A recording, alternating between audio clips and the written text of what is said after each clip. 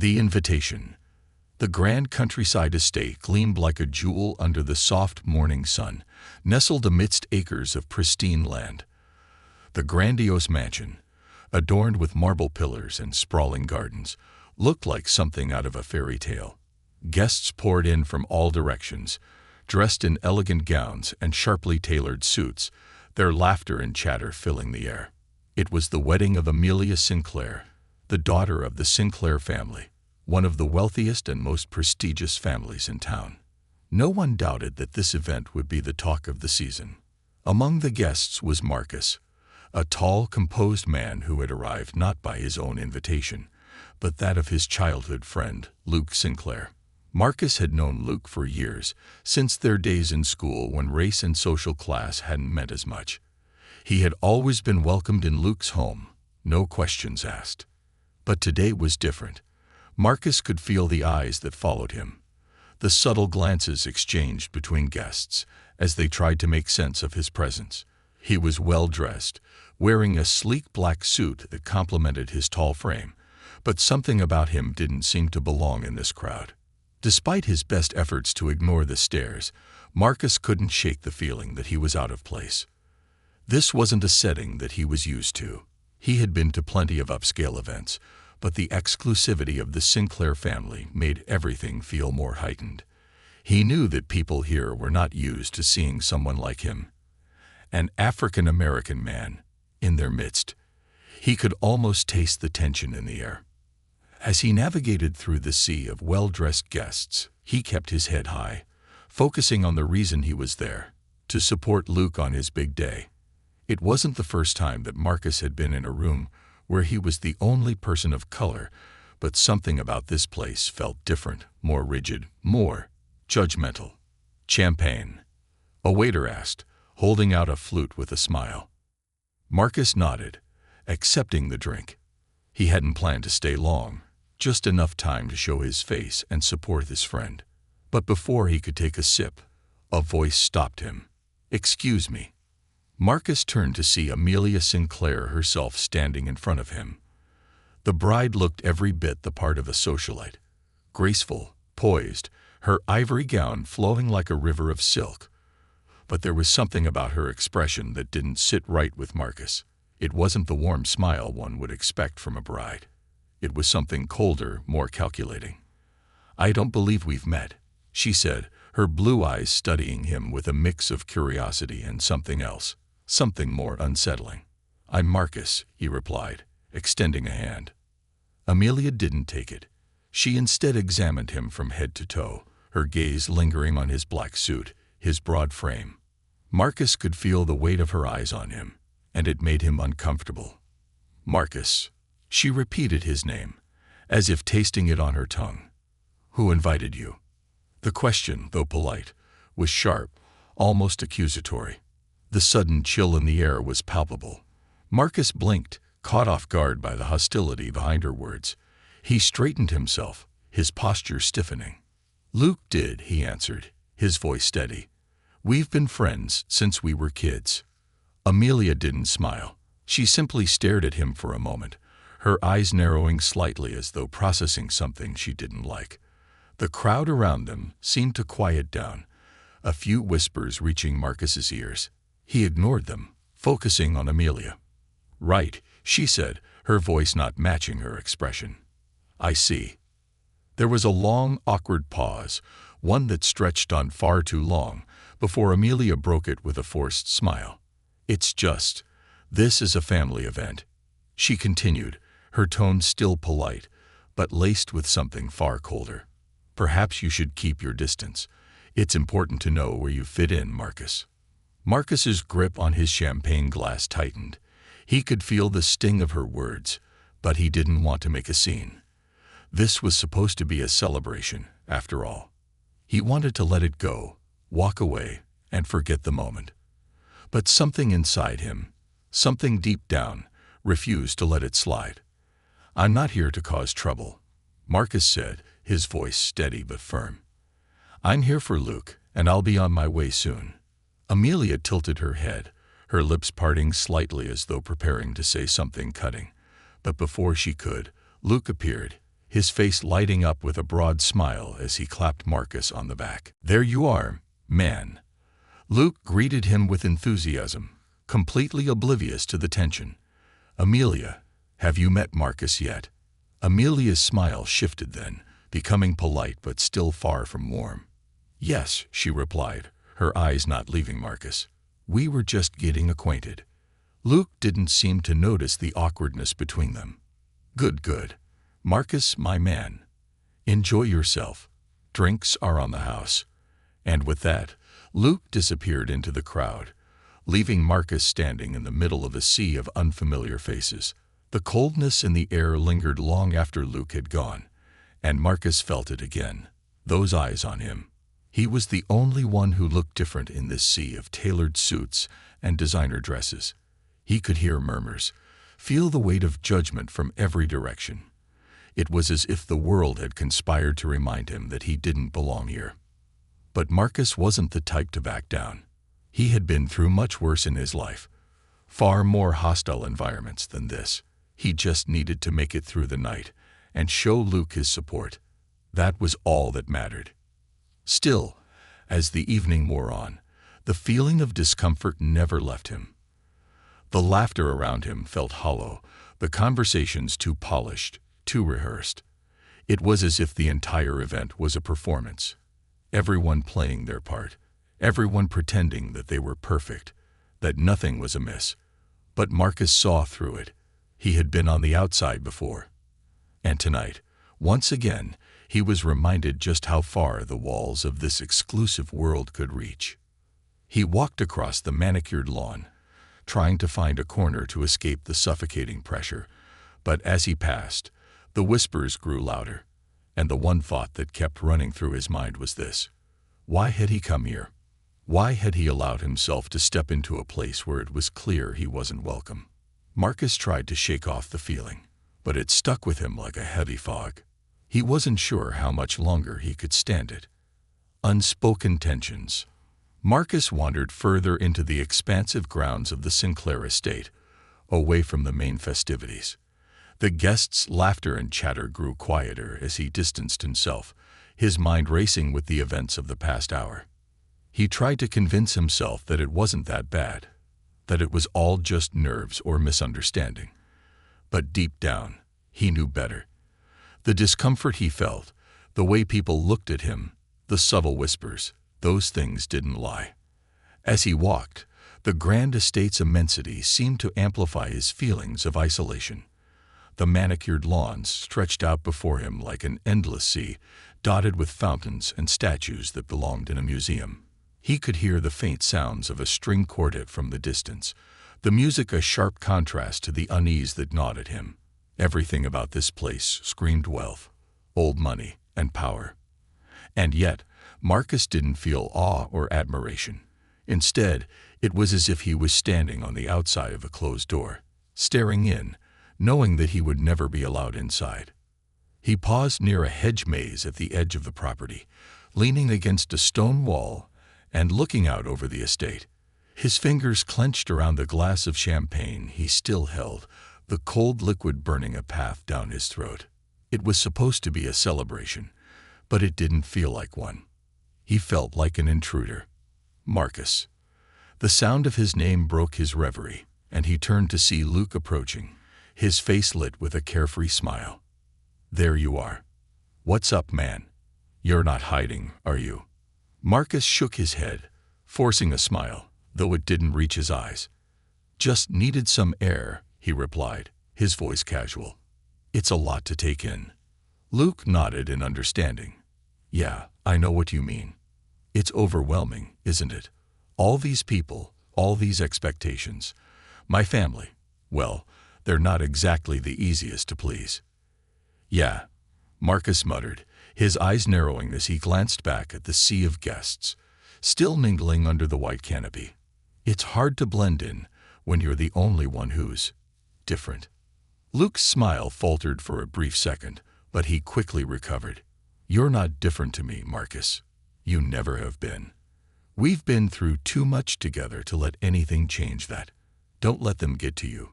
You're here because you're my friend, and that's all that matters." Marcus nodded, appreciating his friend's words, but the sting of Amelia's earlier comments lingered. It wasn't just her, it was the entire environment. The subtle way the crowd had reacted to his presence, the way they had stared without shame, the way their conversations had quieted when he walked by. It was all so deliberate. He wasn't sure if they meant to make him feel small or if they were simply oblivious. But either way, he didn't like it. "I know you're just trying to help, Luke," Marcus said, his voice quieter now. "But you don't get it. You've grown up with all this." He gestured around him. "All this wealth, this privilege. You don't know what it's like to constantly be reminded that you're different. You don't know what it's like to walk into a room and feel the tension, feel the eyes on you, the judgment. It's exhausting." Luke's expression shifted, a mixture of surprise and guilt flashing across his face. "I'm sorry, Marcus," he said quietly. "I never thought about it like that. I know I've had a different life than you, but I didn't realize how much harder it must be for you. I mean, I know you've had your share of challenges, but I never imagined this." Marcus sighed, shaking his head. "It's not just about the challenges, Luke. It's about the constant reminder. It's about being excluded, being made to feel like you don't belong. I know your family. They're not bad people. But they live in a world where they don't have to think about things like race or class or how others perceive them. They don't have to worry about fitting in because they were born into this world. But for people like me," he trailed off, his voice thick with emotion, "we don't get that luxury. We're always on the outside, always struggling to fit in." Luke stood silently for a moment, taking in his friend's words. His eyes softened as he looked at Marcus, as though seeing him for the first time, not just as a friend, but as someone who had lived a life he could never fully understand. "I had no idea," Luke admitted, his voice barely above a whisper. "I'm sorry. I wish I could do more to make you feel welcome here, Marcus.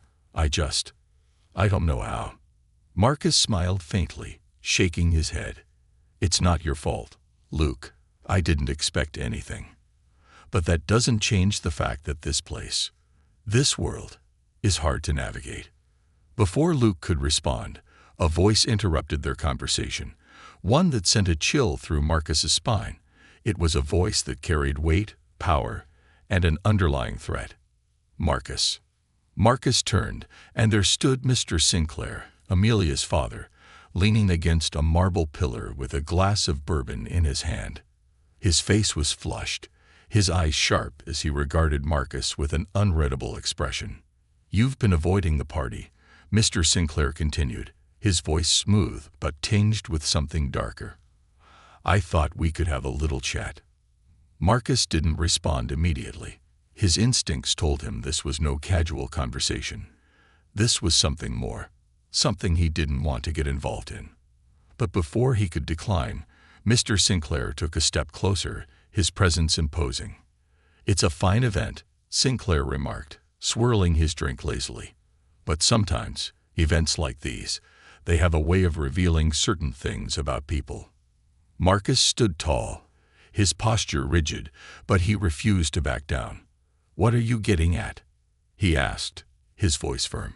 Sinclair's smile was cold, his eyes narrowing as he studied Marcus with a mixture of amusement and disdain. "I'm not saying you don't belong here," he said, his voice dripping with condescension. "But sometimes it's important to understand your place. This town, my family, we've built something. And it's important to keep things proper. You understand, don't you?" Marcus clenched his fists, his heart pounding in his chest. He wasn't about to let this man talk down to him. "I know my place, Mr. Sinclair, and it's not beneath anyone." Sinclair's expression hardened, and for a moment, Marcus thought he saw something dangerous flicker in his eyes. But before the tension could escalate further, Amelia appeared, her gaze shifting uneasily between her father and Marcus. "Everything okay?" she asked, her voice calm but the tension in her eyes unmistakable. "Just a little chat," Sinclair said with a shrug, his tone casual, as if nothing had happened. "No need to worry about it. But the unease that Marcus felt didn't dissipate. Something was wrong here, something deeper than just a rich family's superficial expectations. He could feel it in the air, thick with unspoken threats and hidden agendas. As the conversation ended, Marcus could see Amelia's gaze lingering on him, and for the first time, he wondered if she was genuinely concerned for him, or if she was simply playing her part in a game far bigger than either of them could understand. The tipping point. The evening sun began to set, casting long shadows over the Sinclair estate. The grand manor looked even more imposing now, bathed in a soft golden light that seemed to highlight every ornate detail of its facade. The manicured lawns, with their neatly trimmed hedges and perfectly placed sculptures, reflected an image of old-world perfection. But Marcus felt like an outsider in this illusion of wealth and power. It was a world that had never been meant for him. And no matter how hard he tried, he couldn't shake the feeling that he was merely a guest in someone else's dream. After the brief exchange with Mr. Sinclair, the evening had turned into a blur. The guests had grown more distant, the conversations more strained. Marcus knew it was only a matter of time before things reached a boiling point. His instincts told him that whatever was happening beneath the surface at this event was not just about social status or class. There was something far more sinister at play, and he had already become a part of it, whether he liked it or not. He stepped away from the crowd again, walking slowly toward the garden path at the back of the estate. The air was cooler here, and the sounds of the party seemed muffled, as though he were drifting further and further away from the world he knew. As he passed by a series of tall, neatly trimmed hedges, a voice called out to him from the shadows. Marcus. He turned quickly, recognizing the voice immediately. It was Luke, looking slightly disheveled but still wearing that friendly, open smile he always carried. But there was something about his demeanor now that made Marcus pause. His friend looked uneasy, almost like he was carrying some invisible weight. "Luke," Marcus said, trying to keep his tone light. "What's up?" Luke hesitated for a moment, glancing around to ensure no one was listening before stepping closer. "I need to talk to you," he said in a low voice. I didn't want to get into this at the wedding, but it's about my father." Marcus raised an eyebrow. He had known Luke long enough to understand that his friend was a lot more sensitive to the subject of his family than he let on. And from the way he was speaking now, it was clear that whatever Luke had to say was more serious than he had anticipated. "What's going on?" Marcus asked, his voice soft but concerned. "What about your father?" Luke glanced back over his shoulder again, as though checking to see if anyone was near. He motioned for Marcus to follow him further into the garden, away from the crowds and the watchful eyes. The deeper they walked into the maze of hedges and flower beds, the more isolated they became. It felt like the estate was closing in around them, and the weight of whatever Luke was about to share pressed down on Marcus's chest. "I didn't want you to find out like this," Luke said quietly, "but you need to know. My father, he's not just a powerful man in this town. He's not just about money or reputation. There are things he's done, things my family has done, that, well, let's just say they're not something I'm proud of." Marcus was silent for a moment, taking in Luke's words. The air felt thick now, the evening sky above them darkening as the conversation shifted into something far more uncomfortable. "Luke," Marcus began, his voice firm, "what are you talking about? What kind of things are you talking about?" Luke swallowed hard, his expression growing more serious. "My father's reputation, the Sinclair name. It wasn't built just on hard work and business deals. There's more to it than that. There are people who've been hurt, people who've been silenced, people who didn't fit in with his vision of this place, this town." Marcus frowned. "What do you mean? You're talking about race?" Luke shifted uncomfortably, nodding slowly. "It's more than just that. It's about control, Marcus. Power. My father believes in keeping things exclusive. He believes in a world where only certain people belong. And when they don't fit in with his idea of things, well, he takes care of it." People have disappeared from this town, Marcus. People who didn't belong, who made waves, who didn't fit the Sinclair mold. The words hit Marcus like a punch to the gut. He had suspected something was off about the Sinclairs, about the way they treated him, the way they treated others who didn't fit their ideal of what was proper, but he hadn't realized the full extent of it. Disappeared. People forced to leave. It sounded like the kind of thing that belonged in a conspiracy theory, not in the quiet town where Marcus had spent much of his life. Disappeared. Marcus repeated, his voice barely above a whisper. Are you saying your father's responsible for that? Luke looked down at the ground, clearly ashamed. I don't know the details, Marcus. I've never wanted to know the details, but I've seen it. I've heard things. My father has connections, power in this town. He doesn't let anything threaten the Sinclair name. And if that means getting rid of people who don't fit into his perfect world, well, he does it. He's done it before, and I'm afraid you might be next. Marcus's mind raced as he processed what Luke was telling him. It wasn't just about being excluded from a wedding anymore. It wasn't just about a few uncomfortable stares or whispered conversations. This was something far darker. This was about power, control, and a deep-seated prejudice that ran through the Sinclair family like poison. You're saying he's dangerous? Marcus asked, his voice low, his mind swirling with the implications of Luke's confession.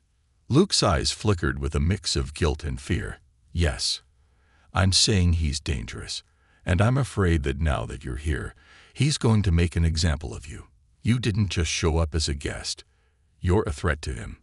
A threat to the perfect little world he's built here. Marcus stood frozen, processing the gravity of Luke's words.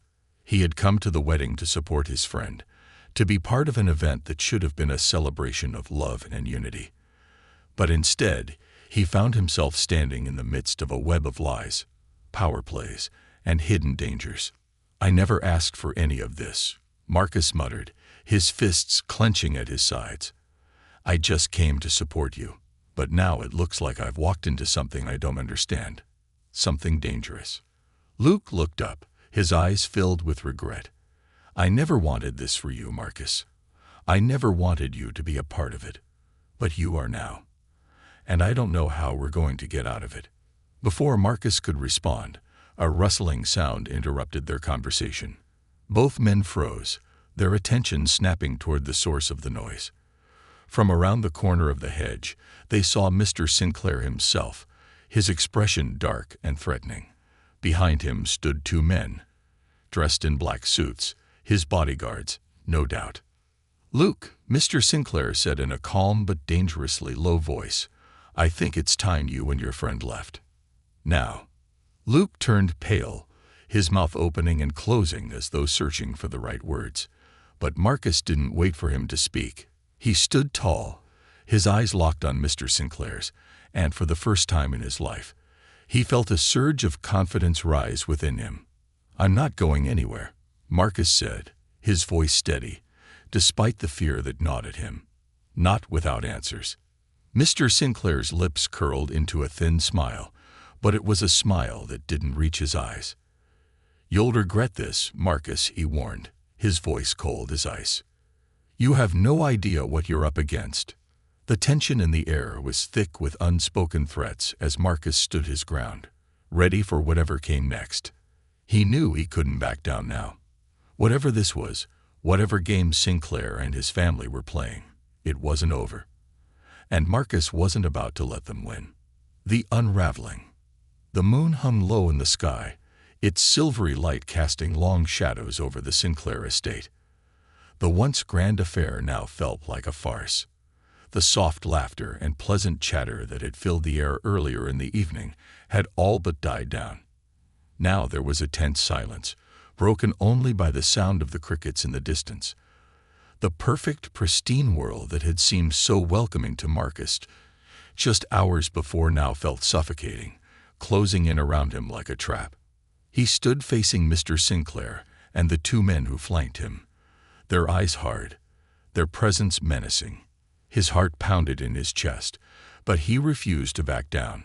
He had spent too long feeling like an outsider, too long letting people like Sinclair define his worth. He wasn't going to let that happen now. Not when it mattered most. "You're making a mistake," Mr. Sinclair said, his voice low but steady. "This is bigger than you, Marcus. You don't belong here. You never have." Marcus met his gaze, unwavering.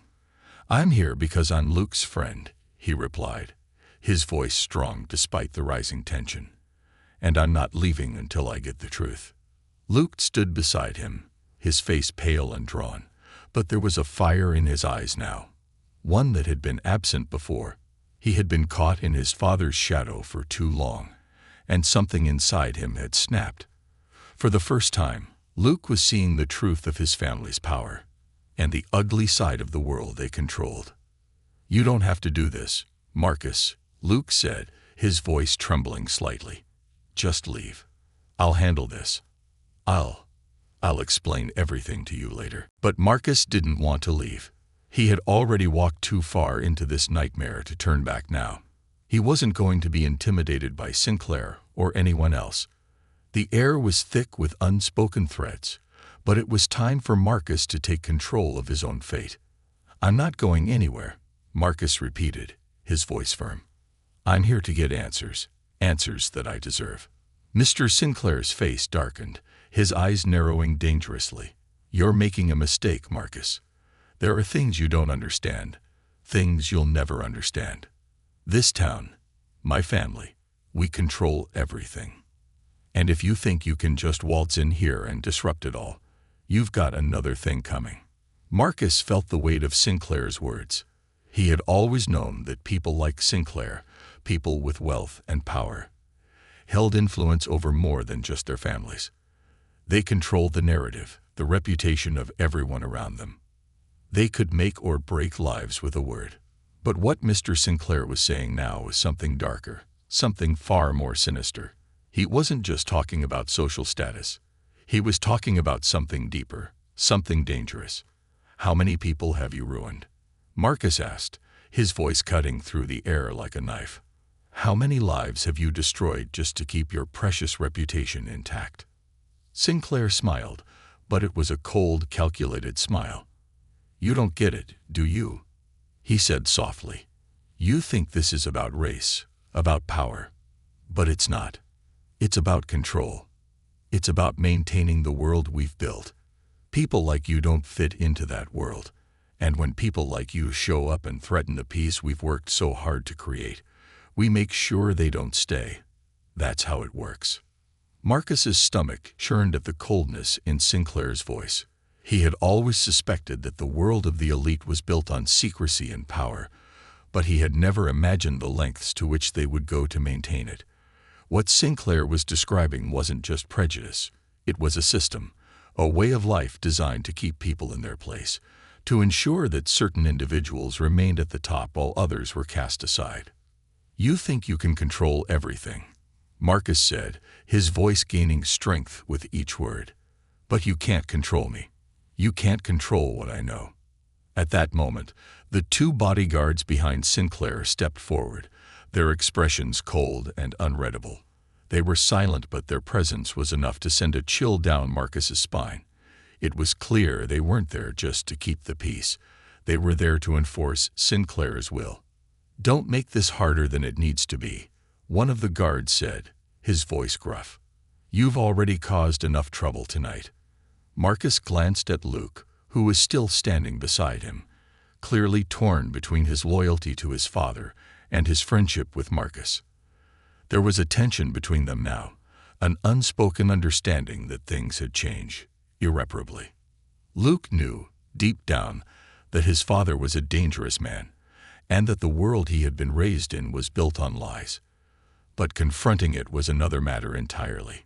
"Luke," Marcus said, his voice softening, "you have to make a choice now. This is your family, but that doesn't mean you have to be part of it. You don't have to protect them, especially when they're doing the wrong thing." Luke's eyes flickered with pain, but there was a glimmer of resolve in them too. For the first time, he was seeing his father for what he truly was, the man who had shaped his life, but also the man who had shaped a town built on control and division. I don't know what to do, Luke confessed, his voice cracking with emotion. I don't know how to fix this, but I can't sit by and let it happen. Then help me, Marcus urged, his voice steady but firm. Help me stand up to him. Luke nodded slowly, his gaze flicking back toward his father. I'm with you, Marcus. I don't know how this will end, but I'm with you. Just then, Mr. Sinclair stepped forward, his face a mask of fury. Enough, he growled.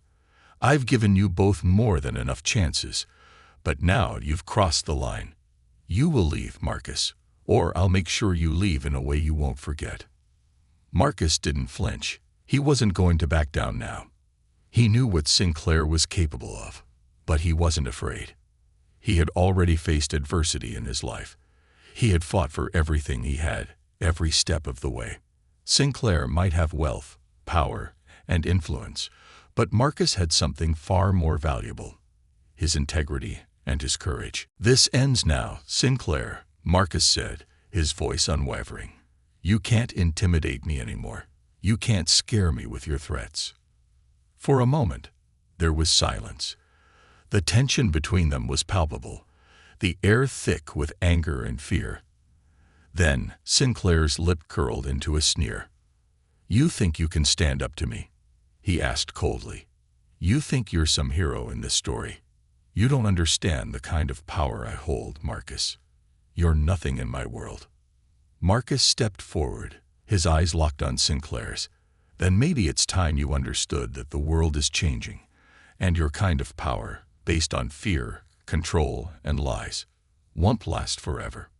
Before Sinclair could respond, a voice called out from the shadows. It was Amelia. Her voice, though soft, carried a weight of finality. Father, she said, stepping into the dim light, you've gone too far. This ends tonight. Sinclair turned, his eyes widening in shock. Amelia, stay out of this. This is not your fight. But Amelia didn't back down. Her gaze was steady, her voice resolute. No, it's not just your fight anymore. It's ours. We're done hiding. We're done with this. For the first time that night, Marcus saw a glimmer of something in Amelia, something human, something real. She wasn't just the cold, distant bride anymore. She was speaking out against her father, against everything he represented. It was as if a veil had been lifted from her eyes, and she could finally see the truth of what had been happening all around her. The tension in the air crackled with intensity as father and daughter faced each other. Sinclair's expression darkened, but there was a flicker of uncertainty in his eyes, a crack in the armor that he had worn for so long. Marcus looked at Amelia, then back at Luke, and for the first time since arriving at the Sinclair estate, he felt a sense of hope. Maybe, just maybe, this night could end differently than he had expected. The breaking point. The air hung heavy with the weight of the confrontation. The tension in the garden had shifted from thick silence to a palpable, almost electric charge. Amelia's defiance, unexpected and uncharacteristic, had thrown Mr. Sinclair off balance. For the first time, he wasn't in control of the narrative. His world, built on manipulation and unquestioned authority, was beginning to unravel in front of his eyes. Marcus stood there, still grounded, still unwavering. Luke, though shaken, seemed to find a new strength beside him. And then there was Amelia, who now stood between her father and the two men, her eyes locked on Mr. Sinclair, with a quiet fury that Marcus had never seen before. She had taken a step toward the truth, and for the first time, it felt like she was ready to confront the darkness of her family. Amelia, don't be foolish, Mr. Sinclair growled, his voice a mix of frustration and anger. His usual calm, composed demeanor had faltered, and it was clear that he was struggling to maintain control. This is not your fight. But Amelia didn't flinch. Her voice, though soft, held the force of 1,000 unspoken truths. It is my fight, Father, she said firmly. It's time for this to end. Time for all of it to end. Her words hung in the air, impossible to ignore. For a moment, Sinclair said nothing. His face was hard. His eyes narrowed in anger, but beneath that facade, there was something else. There was fear, a fear that for all his wealth and power, he had lost control of the situation. He wasn't the godfather of the town anymore. He wasn't the man who could bend others to his will with a simple glance. The tide was turning, and he could feel it. "Amelia, I built this family. I built this town," Sinclair said, his voice low and cold. "And I'll be damned if you let some stranger come in here and tear it all down." Marcus stepped forward then, his voice steady and calm but cutting through Sinclair's threats like a knife. "It's not just a town, Sinclair. It's people's lives. You think you can control everything because you have money, because you have power. But those things are nothing without respect, without honor, without integrity." Sinclair's face twisted in a sneer, his gaze flicking between Marcus and his daughter. He had never expected Amelia to stand up to him like this, and he wasn't sure how to react. The grip he had on his bourbon glass tightened, but he didn't move. He knew this was no longer about the wedding or the party. It was about something much bigger. It was about control, about the secrets his family had buried for decades. "You think you're so righteous," Sinclair spat, his words laced with venom. "But you don't understand. You'll never understand. This world, my world, was built on principles that you and your kind could never comprehend. You don't belong here, Marcus. You never did." Luke, who had been silent until now, stepped forward, his voice low but filled with a newfound resolve. "No, you're wrong," he said, his eyes hardening as he looked at his father. "You built your world on lies, on exclusion, on silencing anyone who didn't fit your perfect little mold. Well, I'm done with it. We're done with it." The words seemed to hang in the air, thick and powerful, as if Luke had finally broken free from the chains that his family had placed around him his entire life. The look in his eyes was one of clarity, of someone who had finally seen the truth and was no longer willing to ignore it. Sinclair looked at his son with disbelief, the weight of his failure settling in. "Luke, you don't know what you're saying," he said, his voice trembling with a mix of frustration and fear. "You'll ruin everything. Everything we've worked for." "I'm not going to ruin anything," Luke replied, his voice firm. "You already did that when you turned your back on what was right, when you allowed this family, this town, to be built on hatred and fear. I won't be a part of that anymore." For a long moment, there was only silence. The tension was unbearable. Marcus could feel it, the raw, unfiltered emotion of it all. He wasn't just fighting Sinclair. He wasn't just standing up to the man who had used power and wealth to suppress people like him. He was witnessing a son confront the dark legacy of his father. He was seeing a daughter finally break free of the chains that had bound her to her father's world. It was a moment of reckoning, not just for Sinclair, but for the entire town. A moment that could change everything. Sinclair's eyes shifted between the three of them, his mind racing. He could feel the walls closing in, his grip on the situation slipping away with each passing second. He had always believed that he was untouchable, that his name and wealth would protect him from anything and anyone. But now, it seemed like the very foundation of his power was crumbling before him. "You think this is how it's going to end?" Sinclair's voice rose, his fury now palpable. "You think you can just walk away from all of this, from everything I've built?" Amelia stepped forward, her voice calm but resolute. "I think it's time for us to build something new. A new future, one where people aren't judged by the color of their skin or their social status. One where we stop pretending that everything is perfect when it's not." Sinclair's face contorted with rage. His power had always been derived from his ability to control the people around him, to manipulate them, to make them feel small and insignificant. But now, the very people he had tried to control were standing up to him, refusing to back down. "You don't know what you're asking for," he hissed, his voice trembling. "You can't change the way things work. People like you, people like Marcus, they don't belong in the world we've built." The last vestiges of Marcus's patience snapped. "You're right about one thing, Sinclair," he said, his voice icy. "I don't belong in your world, but that's not a bad thing. You see, Your world is built on fear, on control, and it's crumbling because it's a world that can't last. It's time for a new world, one built on respect, equality, and truth, and you'll never be able to stop it."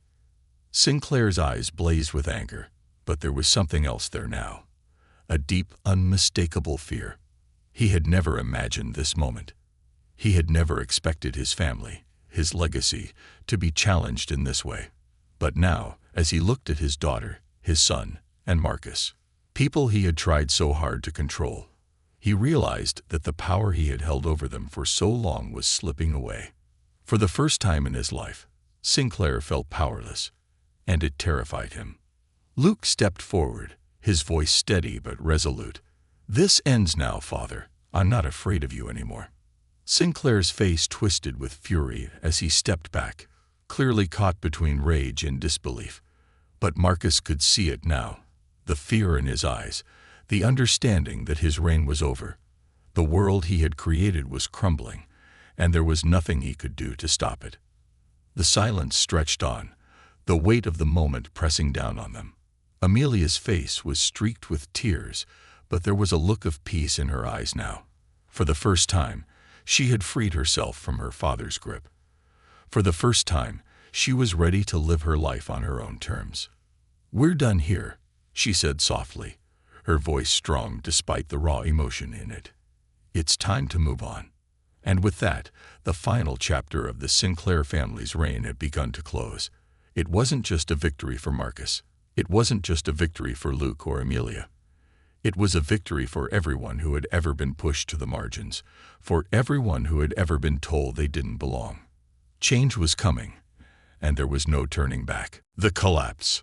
The estate, once a symbol of wealth, power, and unchallenged dominance, now felt like a house of cards teetering on the edge of collapse.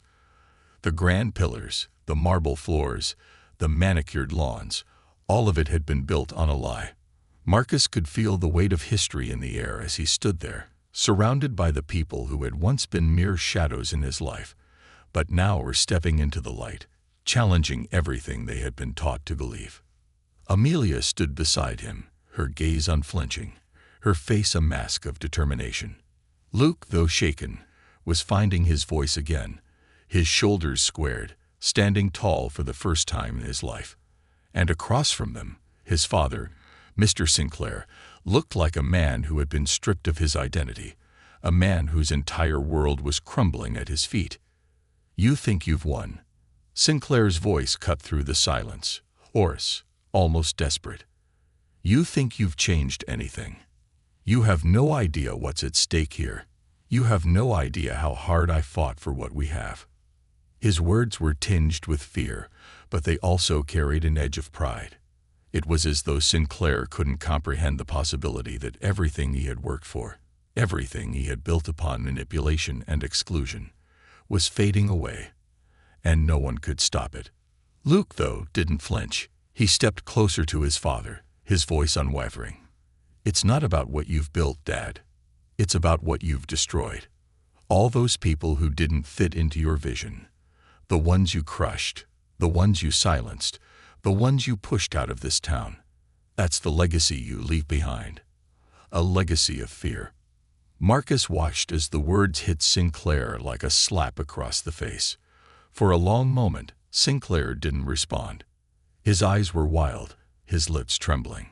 It was as though he was trying to process the weight of his son's words, trying to understand that this wasn't just some passing moment of rebellion. It was the truth. It was something his son, his daughter, and Marcus now understood fully.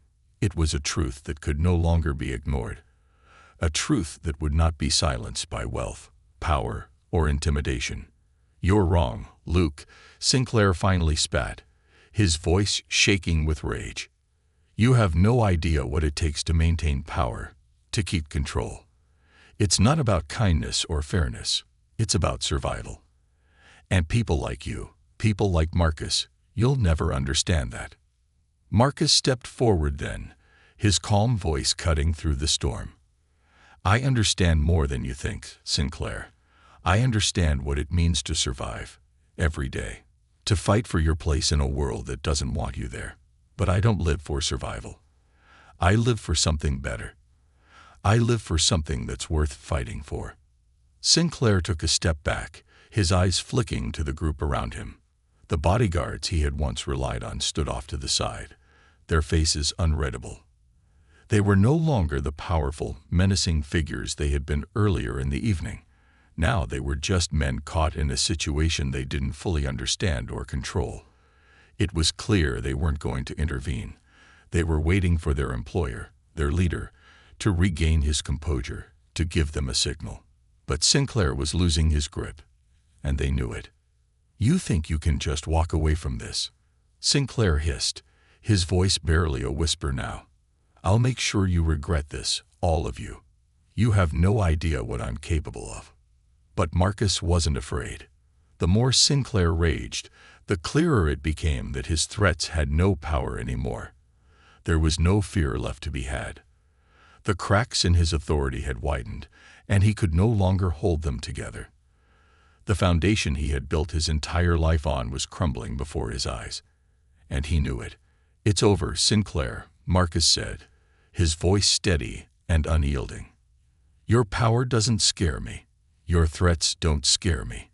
You've tried to control everything, but now you've lost control of yourself." Amelia stepped forward then, her voice quiet but carrying an authority that surprised even Marcus. "You built this world on lies and manipulation. Father, you made people like me believe in a world that didn't exist. But I can see the truth now. I've seen how far you're willing to go to keep your reputation intact, to silence anyone who doesn't fit your vision. And I won't be a part of that anymore." For the first time in a long while, Sinclair looked vulnerable. The mask he had worn so carefully for years was slipping. His shoulders slumped slightly, and the anger in his eyes was replaced by something else, a deep, unsettled fear. It was as if he was seeing the full scope of what had happened for the first time, seeing how his family's twisted legacy was beginning to unravel, how his grip on the world he had spent his life constructing was finally slipping away. "You can't just leave it like this," Sinclair murmured, his voice low, almost pleading. "You can't just walk away from everything we've built." Amelia shook her head. "You never built anything, Father. You just took. You took from people, you took from this town, and you built your empire on their suffering. But it's time for that to end. The people you've hurt, the people you've cast aside, deserve better. And I'm going to make sure they get it."